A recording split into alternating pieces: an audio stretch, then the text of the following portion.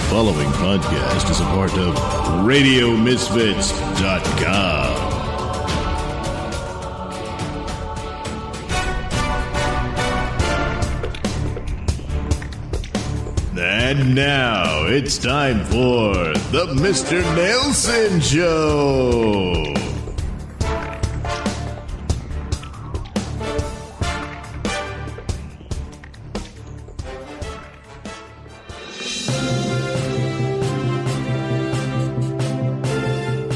This is a Nailsin News Bulletin.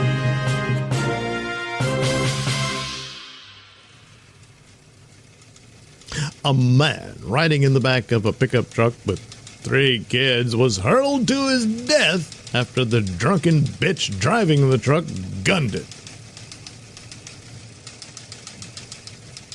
A woman in Idaho is accused of driving a pickup truck while drunk with 3 children and a man in the back before she accelerated and sent the man flying. Skylar Keith, 25, has been charged with aggravated DUI and 3 counts of injury to a child in connection with the death of 46-year-old Miguel Martinez. Keith was driving a Toyota Tundra pickup truck in Napa, Idaho, a city outside Boise. Martinez was riding in the back, along with 3 children. As Keith drove, one of the people in the bed of the pickup truck, dropped something, according to the police department. They attempted to alert the driver, but the vehicle accelerated instead of slowing, and as a result, Martinez fell from the vehicle. The police department reported receiving several 911 calls reporting a man had fallen from the back of a moving pickup truck and was injured in the roadway. Responding officers found Martinez non-responsive, but when they started CPR, they felt a pulse. Paramedics continued life-saving measures, and Martinez was brought to an area hospital. It was there that he died. Authorities did not state the nature of the relationship between Keith, Martinez, and the children. Okay. Investigators determined that Keith had been drinking alcohol prior to Martinez falling from the vehicle. This needless death is the result of careless actions and driving under the influence of alcohol. There's no excuse for drunk driving. The consequences of this crash will last a lifetime for those involved, including 3 young kids who were thankfully not physically harmed. Please drive sober. Yeah. Still, I mean, how drunk was she? You kind of need to know that. And also, well, what was the relationship? You know? You do need to know that. That might be a factor into this. But he's saying, hey, we dropped something. And then she's just like tired of hearing from old Miguel and just slams the gas to shut him up. And yet it throws him out of the truck and kills him. Yeah. And the kids. You know, they say, well, we're not discussing the relationship. Are those her kids with Miguel? You know? I don't know. It's those details that'll add more to it. Otherwise, yeah, she's a stupid drunk and killed a man. It could be as simple as that. Could be. This has been a Nailsin News Bulletin. Mid, is gray hair sneaking up on you? Hey, it is sneaking up on me. Down hair, toe. Mid, your world doesn't need to be all shades of gray. With For Men Only Hair Stain, you can re-enter a manly black and colored world and get laid. Now FDA approved for your pubes. Oh, now that's a lot better. And thicker, too. Hair stain is for men only. Women, especially pregnant women, should never even touch hair stain unless you want breast cancer, brain cancer, rectal rot, and or retard babies. By purchasing this product, we assume that you do not want the aforementioned maladies. Is America about to suffer a full-on invasion of screwworms? Perhaps, but maybe not. the flesh-eating maggot that happily burrows inside livestock, wildlife, and yes, even humans, eating its prey from the inside out, is now a little too close to home, especially for Texans. The New World screwworm is a type of fly that feeds off wounds, and a potential case in South Texas is now being tested at the National Veterinary Services Laboratories in Iowa. We have already activated personnel on the ground and are working with local partners, the Department of Agriculture announced. The potential U.S. case comes after the screwworm was found last week in a 5-year-old goat in Coahuila, the Mexican state that borders the southwestern Texas. A separate case was reported of the screwworm infecting a dog in Tamaulipas, another bordering Mexican state. The USDA is tracking 1,981 active animal cases in the country. The current outbreak in Mexico has gone on for a while, which caused Secretary of Agriculture Brooke Rollins to shut down livestock trade across the southern border in July 2025. There was one confirmed U.S. case last year from a person who returned to Maryland after traveling to El Salvador. Adult screwworm flies are the size of a housefly, with orange eyes, a metallic blue or green body, and 3 dark stripes along their backs. The parasite is typically found in South America and parts of the Caribbean, but has been found farther north in Central America and Mexico over the last 3 years. It's almost as if something tracked them in, some overwhelming force came in with them. While the outbreak in Mexico and Central America is primarily livestock, wildlife, and pets, there have been cases in people. According to the CDC, the agency reports the screwworm maggots cause painful, foul-smelling wounds, and that sometimes maggots can be seen or felt in open wounds or in parts of the body with openings, including nose, mouth, eyes, ears, and genitals. If the infestation isn't caught early and treated quickly, it can lead to extensive tissue damage and sometimes death. The CDC advises keeping any open wounds clean and covered, no matter the size or location on the body. Wear loose clothing, long-sleeved shirts and pants, hats, and socks to limit skin exposure. Other preventive measures include using an EPA-registered insect repellent, treating clothes with products containing 0.5% permethrin, and sleeping indoors when able. If mammals or birds are found to be showing signs of irritated behavior, head shaking, decaying smell, or maggots in wounds, they should be reported to an animal health official immediately. The USDA is reporting any new screwworm cases within 400 miles of the U.S. border on its map tracker every Tuesday and Thursday, and new cases within 100 miles are being tracked daily. So, again, are vicious flesh-eating screwworms upon us in the United States? Perhaps, but maybe not. It seems pretty likely at this point. Yeah.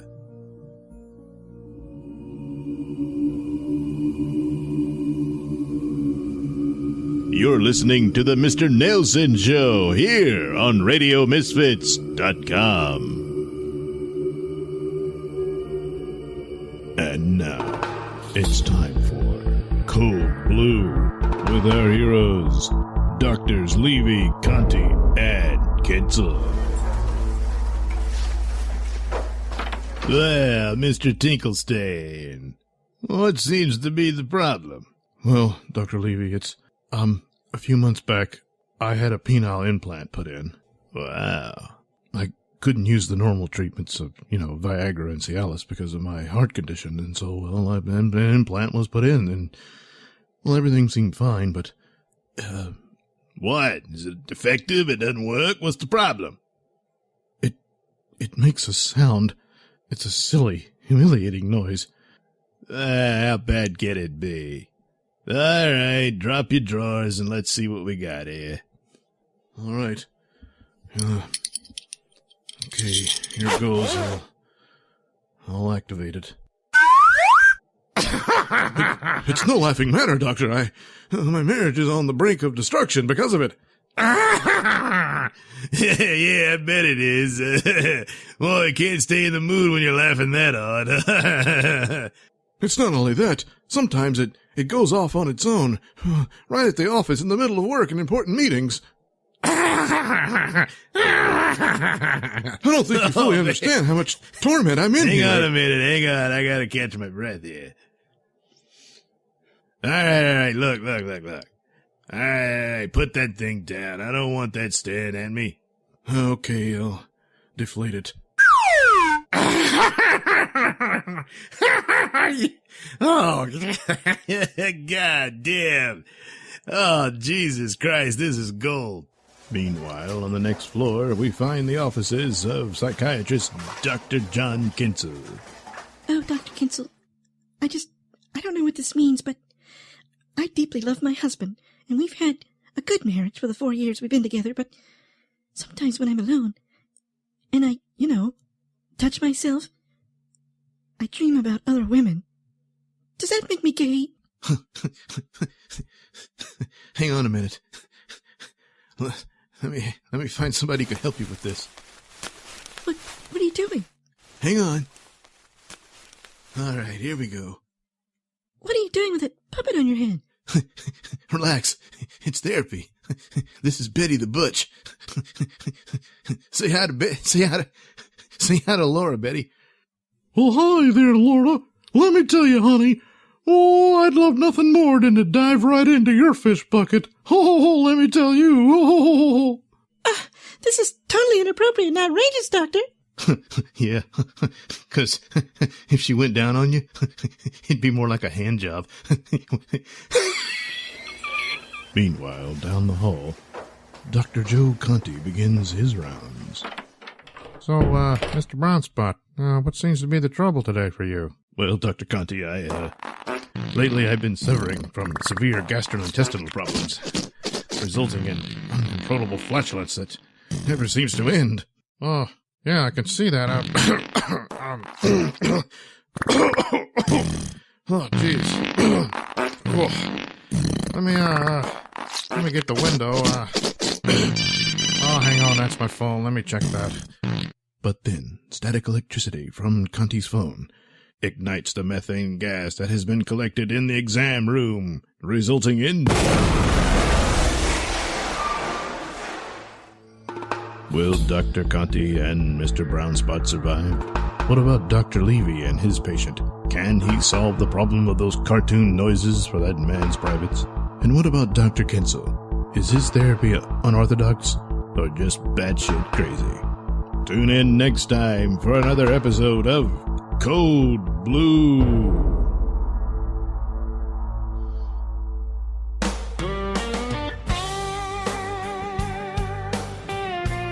And now it's time for the Bayou Crime Report.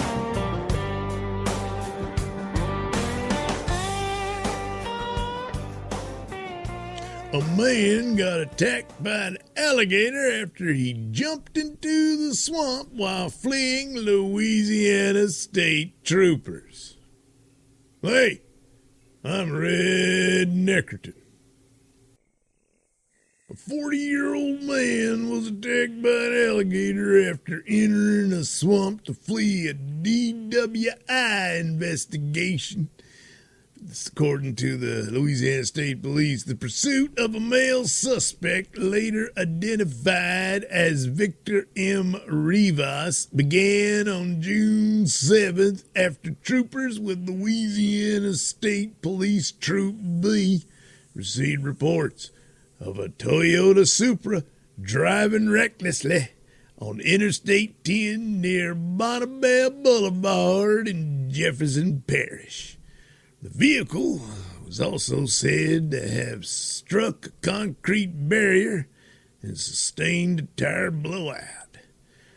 Troopers conducted a traffic stop after the Supra was observed traveling south on Interstate 310 in St. Charles Parish. As troopers spoke with Rivas, they said they observed signs of impairment per the release. During their DWI investigation, police alleged that Rivas began fleeing on foot and jumped from the elevated position of Interstate 310 into a nearby swamp. With the help of deputies from the St. Charles Parish Sheriff's Office, troopers searched for Rivas, who was later spotted walking along U.S. Highway 61. When law enforcement approached, he fled again into a swampy area, where he was attacked by an alligator and sustained injuries to both arms. Despite his injuries, Rivas continued fleeing before being located and apprehended with the assistance of drone technology. Rivas was transported to a local hospital and treated for non-life-threatening injuries. The alligator was not injured, thank God for that, but he ought to get a goddamn badge for this work. As listed in the press release and confirmed by People magazine with the Louisiana State Police and jail records, Rivas was charged with operating a vehicle while impaired and resisting an officer. Rivas also faces charges of hit and run and careless operation. Impairing driving can lead to serious and unpredictable consequences, like getting bit by an angry alligator. Motorists are urged to make responsible decisions, plan ahead, and always designate a sober driver. Louisiana State Police appreciates the strong partnership and coordinated efforts of the St. Charles Parish Sheriff's Office in bringing this incident to a successful resolution. Well, not to tell the state police how to do the job, but I think they ought to also thank the alligator for its help there. You know, a lot of police departments have canine units, but here in Louisiana, might ought to consider alligator units. I mean, that alligator did a good job on that stupid bastard. For the Bayou Crime Report, I am Red Neckerton reminding you to keep your goddamn holes clean. The Bayou Crime Report is a presentation of Nailsin Productions. I was in the milk long before someone paid me to drive it around town. I guess I always liked it because it was wet and white, unless it had chocolate in it. But most of all because it was milky. My buddy Joe, he sucks it right out of the cow. But I'm happy with it in a glass. So I've been a milkman now for close to 20 years. And as every good milkman knows, you're going to need to have a shit kit. Just a simple plastic milk crate with a plastic bag stretched on the top. You squat down on that and answer nature's call. And if some vagrant finds it on a cold winter day and mistakes it for some discarded food, well, that's just too bad, you know, man. It sucks to be you. But I gotta be me. And what am I? I'm a milkman. Milk is good food.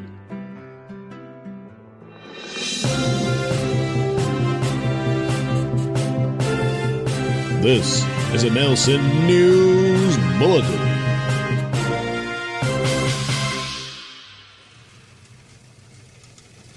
Man took a woman to Olive Garden after forcing her to marry him at gunpoint. However, he told cops he's a really safe guy. A New Hampshire man was arrested after police were alerted to a woman being held against her will at an Olive Garden parking lot. Daniel Willett, I guess, 47, is currently behind bars at the Rockingham County Department of Corrections, where he's being held following his arrest. Willett was taken into custody by the Newington Police Department after authorities were alerted about a woman who claimed she was being held against her will. Police said the case started when Pennsylvania State Police were contacted by a woman who said she tracked her daughter's phone to an Olive Garden restaurant in Newington, New Hampshire. Pennsylvania authorities requested a welfare check on the woman, who was inside the Olive Garden when Newington police officers arrived around 11:30 a.m. Police said that when the woman saw the police cruisers, she ran out of the restaurant crying and had cigarette burns on her legs. According to the affidavit, Willett referred to the woman as his wife and told police that her mother was attempting to force her to join a religious cult back in Pennsylvania, and she was fed up with dealing with it. This was why she was crying, he told police. After telling police he was a really safe guy, he named the cult as the Stars and the Freemasons. He told police that he and the woman had gotten married on June 1st. Police said that when Willett was told he could not speak to his wife, he became nervous. Officers pressed him about why they had been staying in various locations since their marriage and not in his trailer home, and Willett reportedly provided inconsistent explanations. When police spoke to the woman, she had a very different account of what was happening.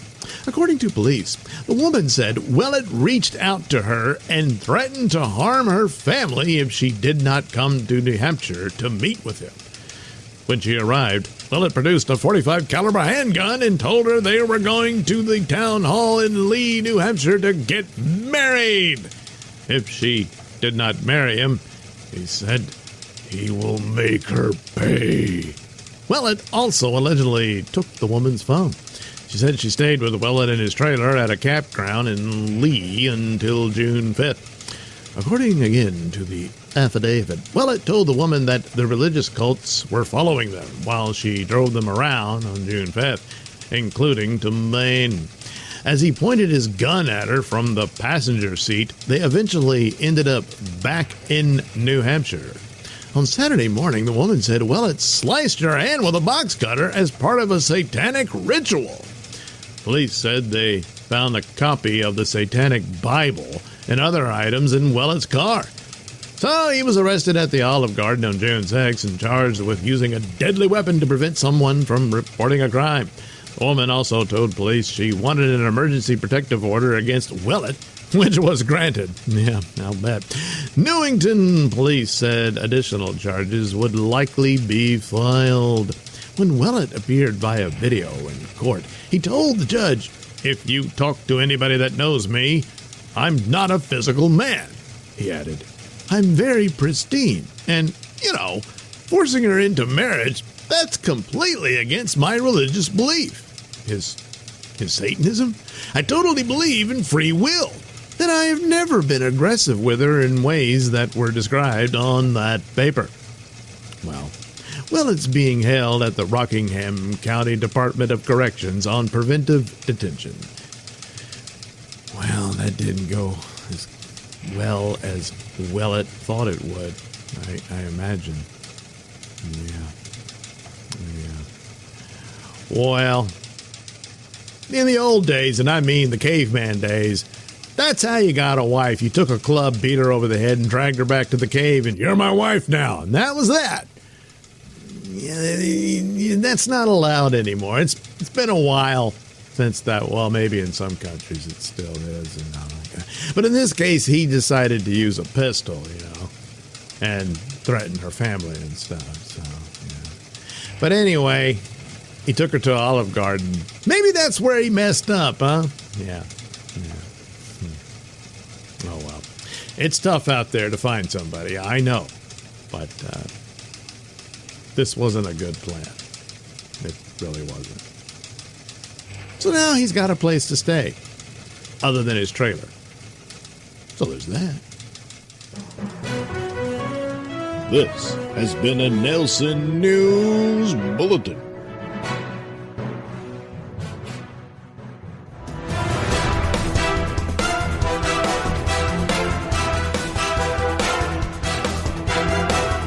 The views and opinions expressed during the Mr. Nailsin Show do not necessarily reflect those held by RadioMisfits.com. So, any complaints and or comments should be sent to @Mr. Nailsin on Twitter, where they will be promptly ignored and or blocked.